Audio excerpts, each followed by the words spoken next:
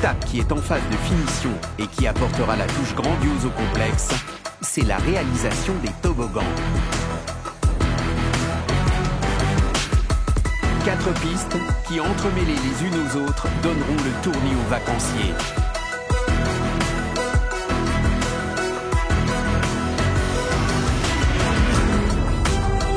La première étape de fabrication des toboggans est la construction de la tour de départ, qui s'élève à plus de 15 mètres de hauteur.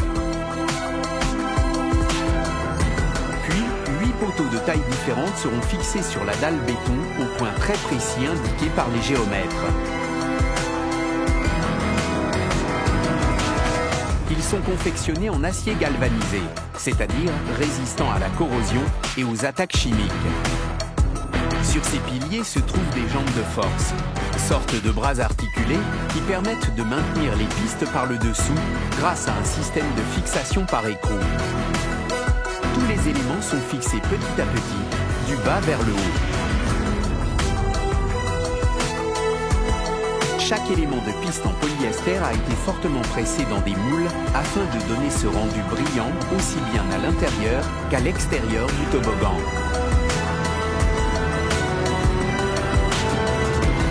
Aujourd'hui, les derniers éléments sont assemblés.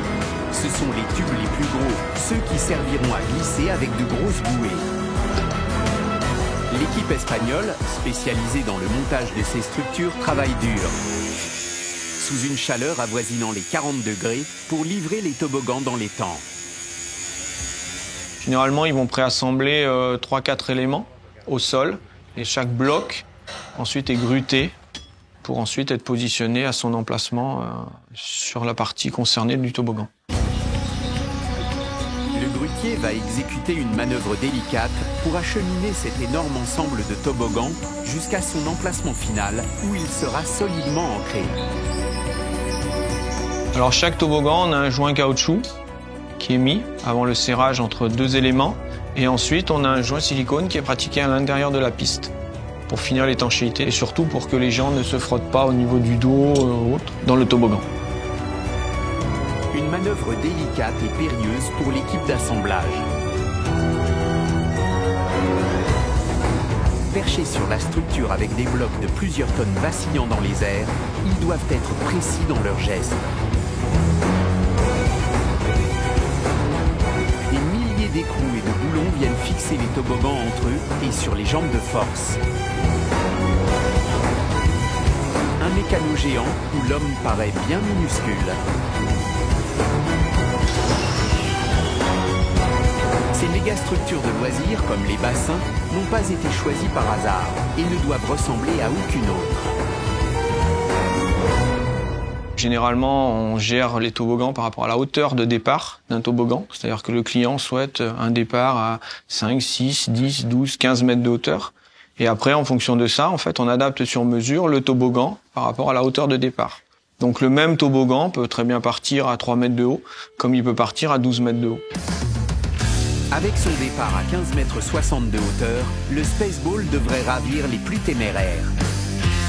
Pour les autres, cette piste en cours de finition qui se dévale installée dans une bouée leur permettra une descente plus tranquille lors de l'ouverture dans 3 semaines. Dans le nord, le moment est venu pour le bassin de se couvrir de son dernier habit de lumière avant la mise en eau. Le revêtement plaster.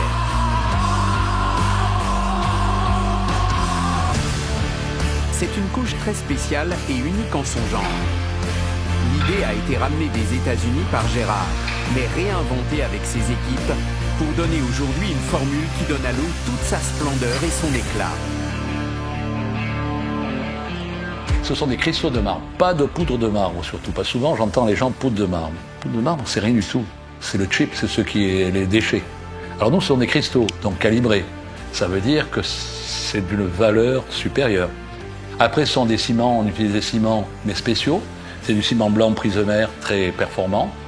Des adjuvants, certains adjuvants que je fais venir des États-Unis. Donc, la particularité, c'est que ce sont des mélanges très très hauts en ciment. Par contre, ça vit dans l'eau. Il ne faut pas le laisser à l'air libre, parce qu'à l'air libre, il va fissurer, parce qu'il est tellement chargé en ciment. Hein. Ça demande à être travaillé dans un certain temps. Au-delà, on ne peut pas. Si on ne travaille pas assez, ça va pas. Et si on se laisse avoir, c'est fini. Donc c'est vrai que c'est un revêtement qui est rapidement mis en eau pour effectivement déjà le protéger, pour qu'il fasse sa cure. Et c'est pour aussi diminuer le temps de remplissage. Comme pour beaucoup de phases de construction, la technique de projection est utilisée pour ce revêtement. Bien moins rapide que la gunite, la lance projette le mélange sur les parois et les équipes lissent rapidement le plaster.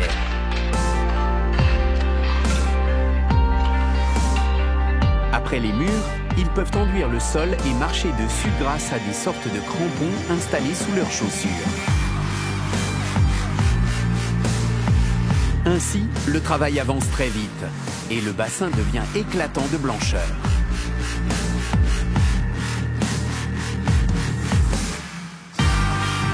Pour parfaire les finitions, une fois le revêtement un peu plus sec, ils trottent leurs crampons contre des mousses pour ne pas abîmer le sol.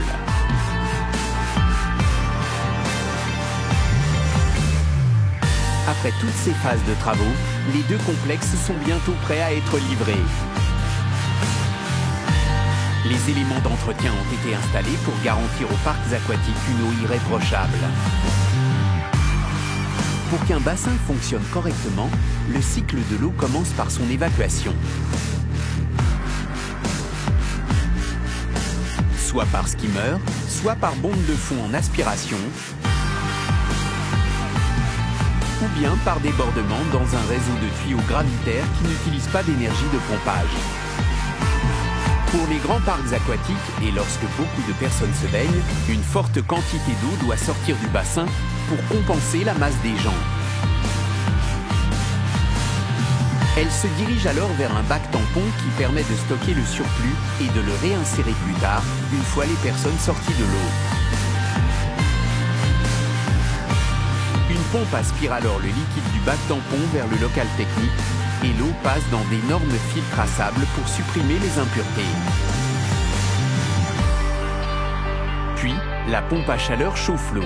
Elle peut être purifiée dans un caisson à UV avant d'être mélangée au chlore et aux différents produits pour rendre l'eau conforme aux législations en vigueur. Elle est alors renvoyée dans le bassin par le fond, grâce à une multitude de bondes de refoulement qui servent à brasser l'eau pour éviter que les impuretés stagnent au fond du bassin.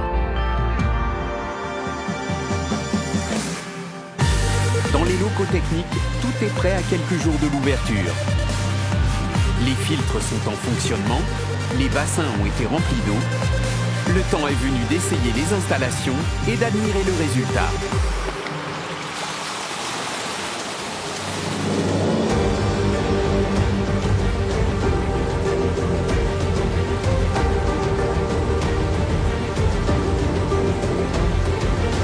On a réalisé ce complexe en un temps, je pense, record.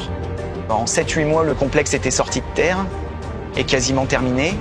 Voilà, c'est l'aboutissement de plusieurs années de réflexion et c'est une réponse à la demande clientèle. Et donc, on espère que ce complexe soit l'image de notre camping. L'ouverture de ce complexe approche à grands pas. Il ne reste plus qu'à faire valider les installations par des experts et les vacanciers pourront se prélasser dans ces bassins à l'eau chaude et scintillante.